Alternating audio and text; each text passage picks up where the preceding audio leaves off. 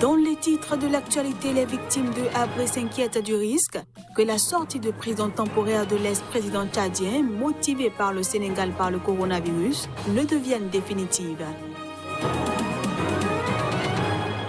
Le président américain Donald Trump a affirmé ce mardi qu'il va suspendre la contribution américaine à l'Organisation mondiale de la santé, dénonçant la façon dont elle a géré la pandémie du coronavirus. Et puis, après plus d'un mois d'incarcération au Paraguay pour usage de faux passeports, le Brésilien Ronaldinho a été assigné à résidence dans un hôtel d'Asunción par décision de justice ce mardi. Voilà pour les titres. Bienvenue à tous. L'ex-président tchadien Hissène Habré a été autorisé à quitter sa prison de Dakar ce lundi pour des raisons liées au Covid-19. Mais ses victimes craignent que cette sortie ne soit définitive. Le Sénégal a autorisé ce lundi l'ex-président tchadien Hissène Habré à quitter pendant 2 mois sa prison de Dakar où il était détenu pour crime contre l'humanité, car celle-ci doit abriter la quarantaine de prévenus dans le cadre de la lutte contre le coronavirus. Mais les victimes de ce dernier s'inquiètent du risque que la sortie de prison temporaire de l'ex-président tchadien devienne définitive. En guise de réponse, le ministre sénégalais de la Justice, Malick Sall, a souligné ce lundi soir sur une radio que Habré n'a pas été libéré, qu'il est toujours en prison, mais chez lui, sous garde pénitentiaire permanente. Il ne s'agit pas d'une décision du chef de l'État, d'une grâce ou d'une libération conditionnelle, a-t-il insisté. Renversé en 1990, l'ex-président tchadien avait trouvé refuge au Sénégal, où, sous la pression internationale, les conditions de son procès avaient été créées. Il y avait été arrêté en 2013 et inculpé par le tribunal spécial instauré en coopération avec l'Union africaine. Au Burkina Faso, le programme alimentaire mondial joue sa partition dans la sensibilisation contre le Covid-19. L'agence onusienne a donné des conseils sanitaires et a distribué des denrées alimentaires à plus de 530 000 personnes à Kaya en mettant en place un certain nombre de mesures de prévention contre le Covid-19. Les camps de réfugiés et de personnes déplacées par les conflits ou les persécutions situés au Burkina Faso accueillent parmi les populations les plus vulnérables de la planète. Face au Covid-19, le programme alimentaire mondial procède à titre de prévention à des communications afin d'éveiller la conscience des réfugiés, notamment l'éloignement social, la désinfection et l'utilisation d'équipements de protection individuelle. Nos habitudes ont changé à cause de cette maladie.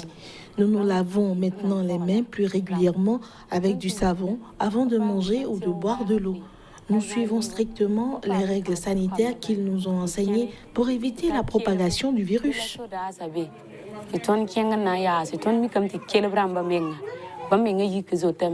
Au Burkina, le maire de Kaya veut croire que la mise en quarantaine d'un certain nombre de villes peut préserver la sienne où 50 000 déplacés ont trouvé refuge.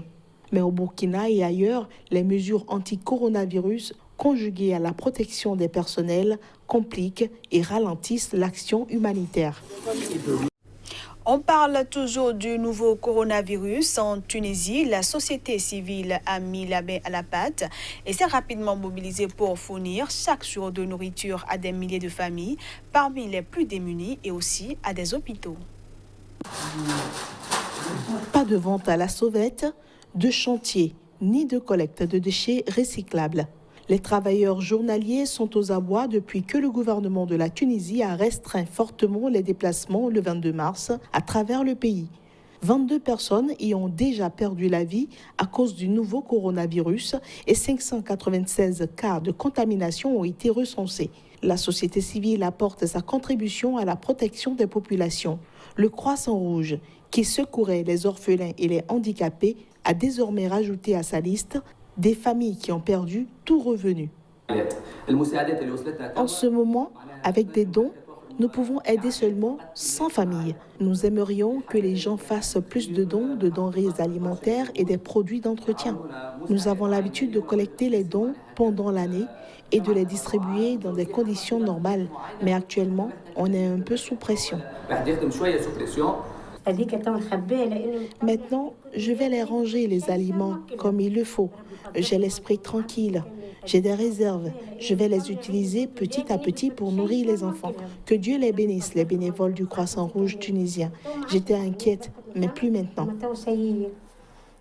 De nombreuses organisations, mais aussi des footballeurs ou de simples citoyens se sont également mobilisés en ordre dispersé, parfois appuyés par des municipalités ou les forces de sécurité. Des représentants des étudiants et travailleurs africains ont créé une cellule Covid pour soutenir ces étrangers exclus des aides de l'État. Par ailleurs, le ministre de l'Intérieur tunisien a souligné mardi que les personnes malades du Covid-19 pourraient être poursuivies pénalement si elles ne se pliaient pas aux exigences du ministère de la Santé et contaminaient ainsi d'autres personnes. Le président américain a menacé ce mardi de suspendre la contribution des États-Unis à l'Organisation mondiale de la santé. Donald Trump dénonce la façon dont elle a géré la pandémie du coronavirus. Lors de son point de presse quotidien, le président américain Donald Trump a affirmé ce mardi la suspension de la contribution américaine à l'Organisation mondiale de la santé, dénonçant sa gestion de la pandémie du coronavirus et une attitude à ses yeux trop favorable à Pékin. Ils se sont trompés. Ils auraient pu avertir des mois plus tôt.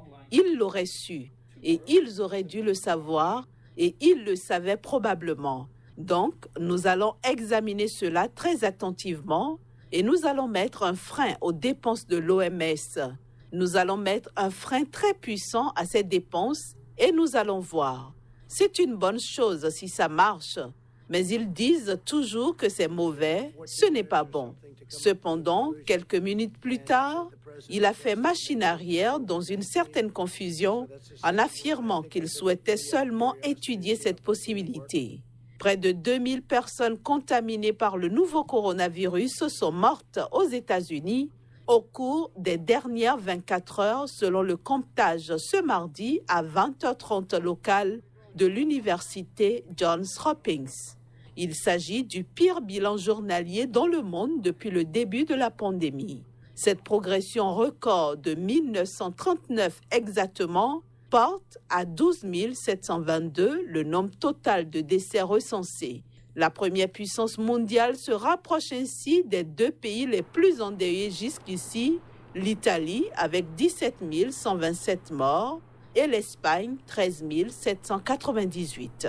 Selon un bilan établi par l'AFP à partir de sources officielles ce mardi à 19h GMT, la pandémie du nouveau coronavirus a fait au moins 80 124 morts dans le monde depuis son apparition en décembre en Chine. Plus d'1 397 180 cas d'infection ont été officiellement diagnostiqués dans 192 pays et territoires depuis le début de l'épidémie. Emprisonné depuis plus de mois au Paraguay pour usage de faux passeports, l'ancienne star mondiale du football, le Brésilien Ronaldinho, est désormais assigné à résidence dans un hôtel d'Asunción. C'est ce qu'a annoncé ce mardi le juge en charge du dossier. L'ancienne star mondiale du football, le Brésilien Ronaldinho, et son frère ont quitté le commissariat central de la police paraguayenne pour se rendre dans un hôtel d'Asunción où ils seront assignés à résidence.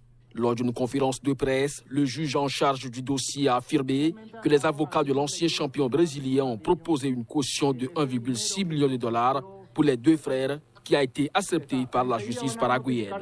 Le pouvoir judiciaire dispose des ressources légales pour verser cet argent dans les caisses publiques sur la base d'une éventuelle violation que serait une possible évasion. C'est son propre argent. Il l'avait dans une banque à l'étranger, en Europe. Ronaldo de Assis Moreira, dit Ronaldinho, et son frère Roberto ont été arrêtés le 6 mars dernier à Asunción, accusés d'être entrés au Paraguay en possession de faux passeports. Les deux hommes étaient arrivés 2 jours auparavant dans la capitale paraguayenne pour faire la promotion d'un livre et participer à diverses opérations de bienfaisance. On passe à présent à la revue de presse Afrique.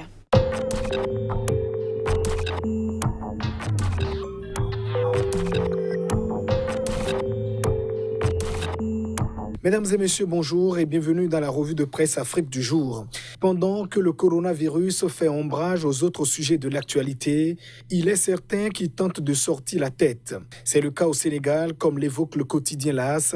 Amnesty International épingle le Sénégal. C'est la manchette du journal qui souligne quelques extraits du rapport. Incarcération d'activistes, de politiciens, répression de manifestants, exclusion de Khalifa Sall et de Karim Wade pour la présidentielle. L'information est renchérie par Sud Quotidien qui parle de la mauvaise note d'Amnesty International à Macky Sall. La raison, le non-respect des droits humains au Sénégal. Au Cameroun, l'opposant Maurice Kamto est confiné. C'est Mutation qui nous l'apprend. Le président du MRC avait lancé un appel pour collecter des fonds dans le cadre de la lutte contre le coronavirus. Mais son appel à la générosité a été bloqué par le ministre de l'administration territoriale, écrit le journal. Et ce n'est pas uniquement Maurice Kamto qui fait l'objet d'une fin de non-recevoir au Cameroun. À Meiganga, un bus qui avait à son bord un cas positif au Covid-19 a été aussi refoulé, informe l'Œil du Sahel.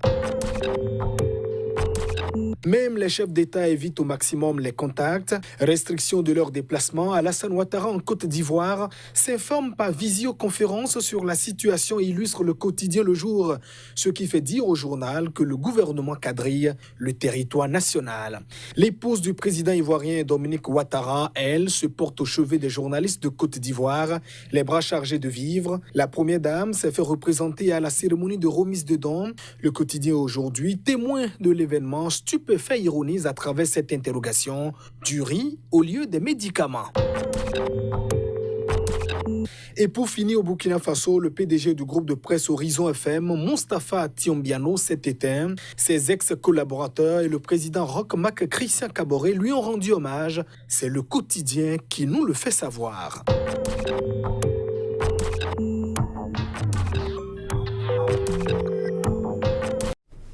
Et c'est la fin de cette édition que je vous remercie d'avoir suivi. À bientôt.